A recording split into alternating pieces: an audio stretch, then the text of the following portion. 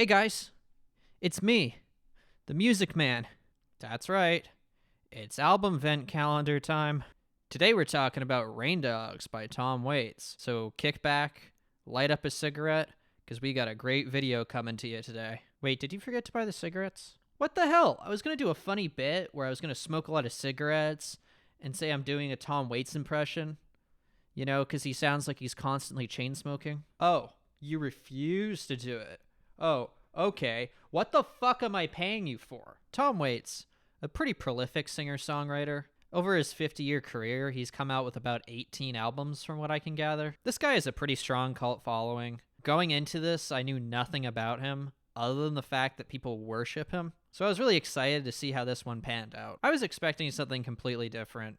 Something more in the realm of Bob Dylan, but I got Captain Beefheart instead. There's a lot more experimentation on here than I initially assumed. It caught me off guard a little bit when I started listening to it, but it quickly grew on me. This album slaps.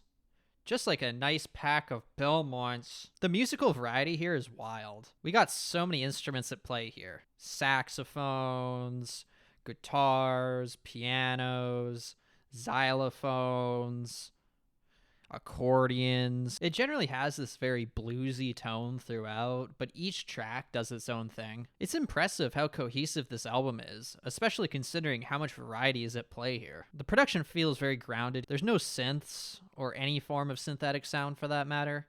It just focuses on organic instruments, which makes it feel very authentic. Tom's voice is very gravelly and coarse, which I would have been able to do a good impression of if somebody did their job properly. At first, his voice almost felt like a spoof of what a stereotypical blues singer would sound like, but it quickly grew on me. His vocals are harsh and menacing, but in a very appealing way. I couldn't imagine any of these tracks without Tom smoking 3 packs of cigarettes before recording them. The storytelling on here kind of gives me this whole documenting America as it is kind of vibe. The lyrics here tell these stories of all these societal outsiders living their own lives on their own terms. It makes sense why his work would have a lot of cult appeal. It speaks to all those weirdos out there that would rather do their own thing instead of participate in society. You know, like listening to a lot of music or making videos. Overall, this album is a very unique experience. I would go as far to say it is a bit of an artistic achievement. There's a lot to dig into on this one, and I think it will prove rewarding on a re-listen. This one gets a thumbs up from me, or as the kids like to say, this one's based. Oh wow, I just got off the phone with the president. He just told me I gotta open the fun box again. Oh Joe, I could never say no to you. Hey Joe, if you're listening to this, could you get me a better crew, please? You have the power to do that, right? We're gonna open up this box. If I can.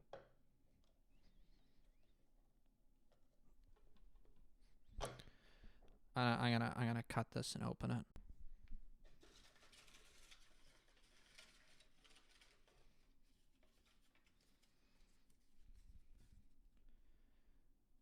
Hounds of Love by Kate Bush.